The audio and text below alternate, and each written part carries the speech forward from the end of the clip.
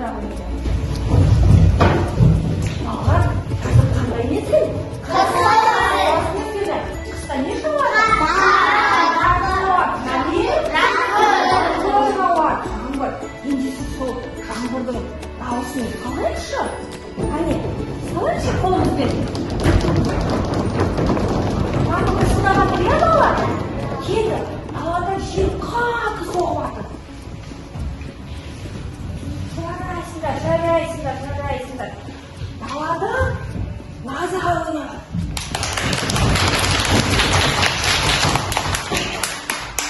Қатты жаңбыр жауады.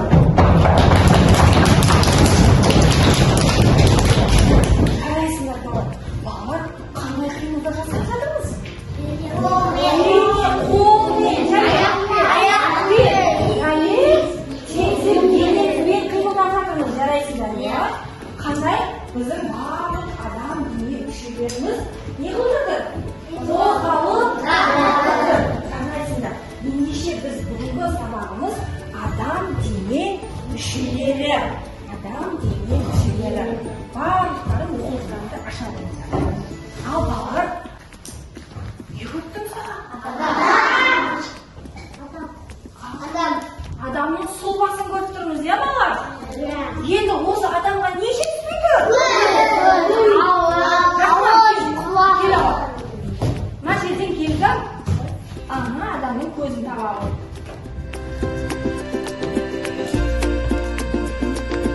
Екінші көзіңді. Және тағы не жетіспейді? Кел, әләкім келе ғой.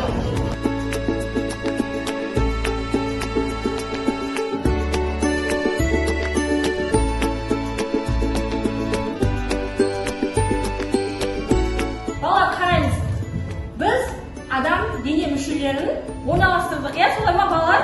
Жақсы. Суретке қарайықшы. Адам табиғаттың бір бөлігі. Барлықтардың оқулықтарын ашыңдар. Аша қойыңдар оқулықтарында. Балалар, біздің дене мүшеміздің қай мүшеміз бізге маңызды балалар? Басымыз маңызды дейді. Рахман, жақсы. Тағы аузымыз, тағы мұрынымыз. Не үшін керек бізге мұрын? Ес білу үшін қайтасыңдар. Аяғымыз, аяқ не үшін керек? Жүреміз. Адамның денесі сыртқы құрылысымен ерекшеленеді балалар. Біз барлық қимылды дене мүшелері арқылы жұмыс істейміз. Солай ма?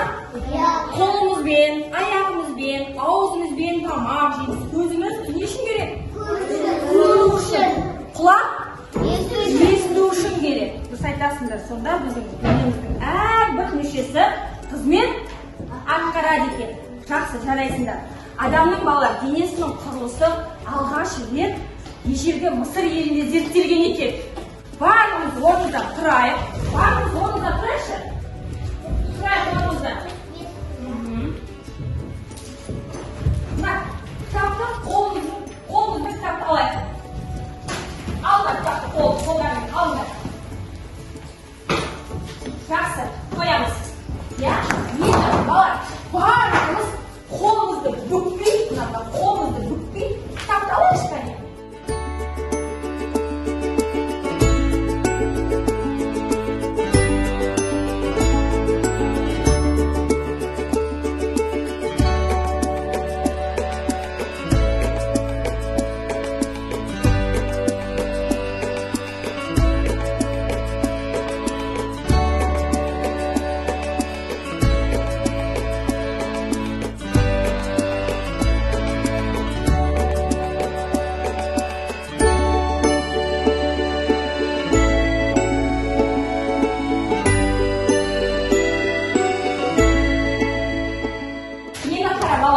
Қолымызды бүкпей жұмыс істеу бізге қиындық туғызды, иә? Солай ма? Қиындық туғызды, иә? Алмайды екенбіз. Және де бір аяқпен отыру, бір аяқпен тұру бізге қиындық жасады. Көзімізді жұмып амандаса алдық па? Жоқ. Біздің көзімізді жұмып ешкіммен де амандаса алмаймыз, иә? Біз көзімізді ашып қана амандаса аламыз, иә? Бір қолымызбен саламсапты ашуда қиынға туғызды. Ендеше біздің барлық дене мүшелерімізбен Толық жұмыс атпаған кезде ғана біз барлығын ашып жаба алады екенбіз, иә? Солай ма? Жақсы, отырамыз. Балалар, енді кәне топқа жиналып, топпен жұмыс жасаймыз. Бірінші топ, мына жерде Әсемнің тобы, екінші топ Рахманның тобы, үшінші Ағзияның тобы. Бірінші топқа кәне жинала қойыңдар мына жерге. Екінші топқа міне кеуде беріледі. Кеуде. Осы кеуденің жоқ жерлерін жалғастырып саласыңдар. Түсінікті ме? Міне Рахманның тобына. Үшінші топқа Ағзияның тобына міне аяқ беріледі. Осы аяққа қарай жалғастырып барлығын бірлесіп жұмыс істейсіңдер. Кел мына жерге, келіңдер, жинап.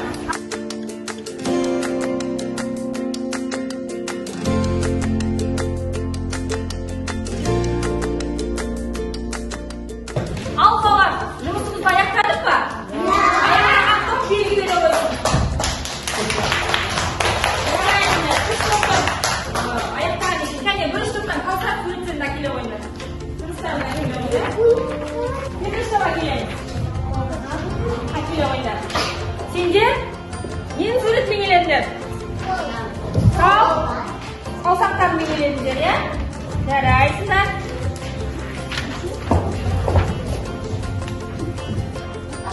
Үшінші топқа келе қойыңдар.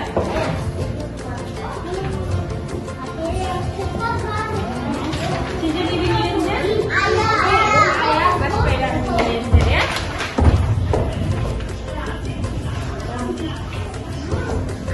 Барлықтарына қарай қойыңдар.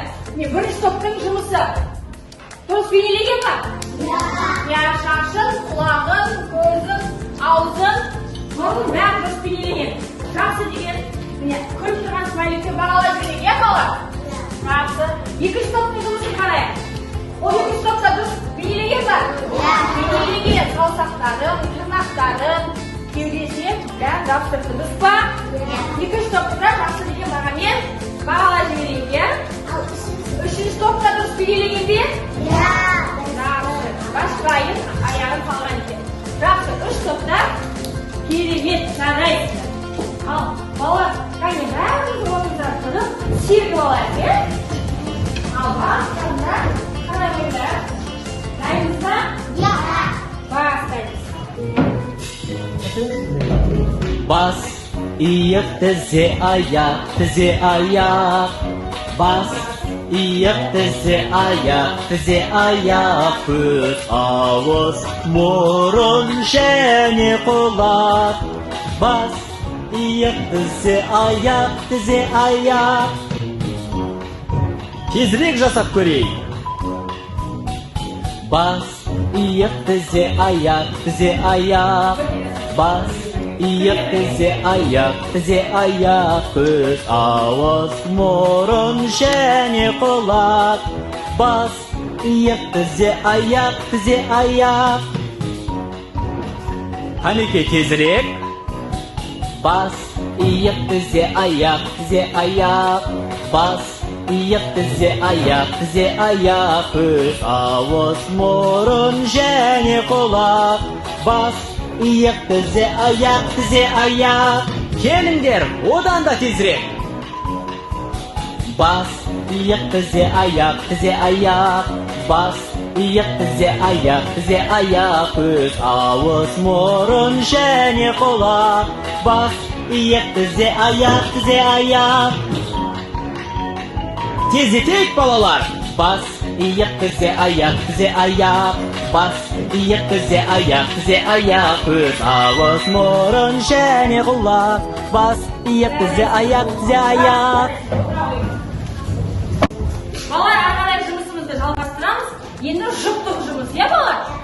Әсем мен Нұраділ, Ерсұлтан жұптық жұмыс жасаймыз. Ол жұптық жұмысты міне барлықтар екеуден таратып шығайын. Сосын қазір жұппен жұмыс жасайсыңдар, иә? Қане балалар, сендерге мен жұппен жұмыс беріп отырмын, иә барлықтарыңа? Жұппен жұмыс жасайсыңдар, сәйкестендіресіңдер.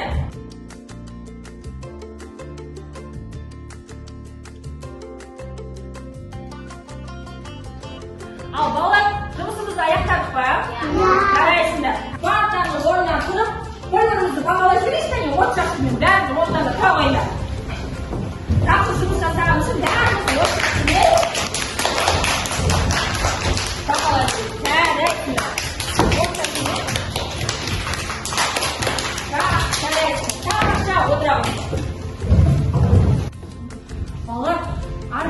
жобамызды жалғастырамыз, иә балалар?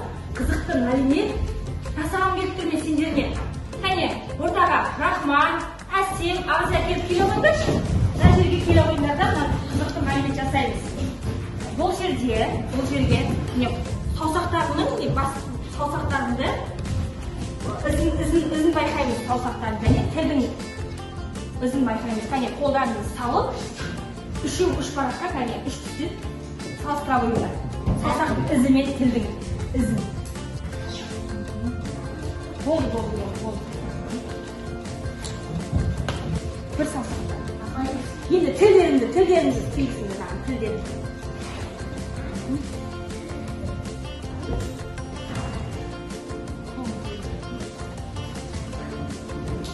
Кәне, енді Рахман, сенің мына саусақ ізі мен тіліңнің ізі бірдей ма? Жоқ. Бірдей емес, екенде айырмашылық бар, иә? Ағза, сен ше? Ұқсай ма? Сенің тіліңнің ізі мен қолының ізі ұқсамайды, иә? Саусағыңның ізі. Әсем, сен ше? Ұқсамайды екен, иә?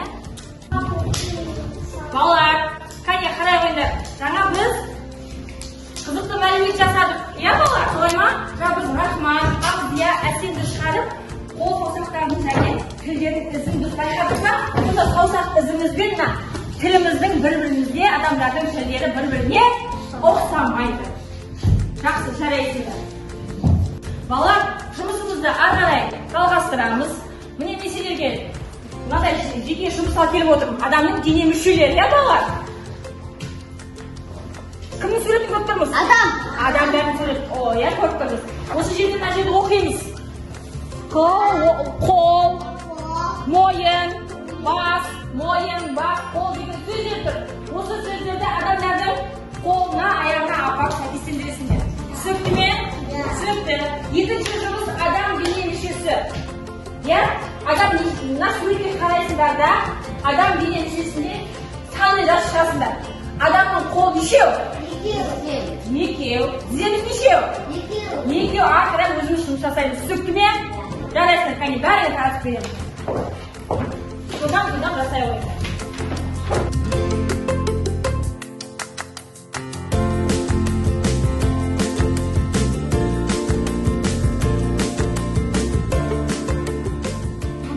Балалар, кәне жеке жұмыстарын барлықтарын аяқтадыңдар ма? Кәне маған бере қойыңдар жинап. Жарайсыңдар. Балалар, кәне барлықтарын қарай қойыңдар экранға. Бүгінгі сабағымызды дұрыс па әдісі арқылы қорытындылап жүрейік. Бүгінгі сабақта жақсы үйренгендерімді, түсінгендерімді мен қорытындылап жүрейін. Енді қазір сендер дұрыс болса қол шапалақтаймыз, дұрыс болса аяғымызды кішкене ғана тыртатамыз. Түсінікті ме? Ал баған қараймыз. Баспен ойлайды. Қолмен секіреді. Жақсы, жарайсыңдар. Аяқпен жүреді. Ауызбен шайнайды.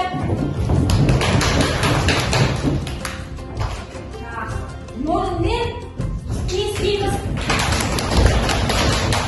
Жарайсыңдар, балалар. Жарайсыңдар. Балалар, дене мүшелердің маған қарайды. Балалар, дене мүшелерімізді үнемі сақтауымыз керек. Жарақаттан алмауымыз керек. Қалталарының күннің ұшпағымен біздің денсаулығымыз бізге өте маңызды. Денсаулығымыз өте бізге маңызды. Денсаулығымызды күтіп, қолымызды үнемі жуып, суықтан сақтанып, біз өз денсаулығымызға өзіміз қарап жүруіміз керек. Солай ма?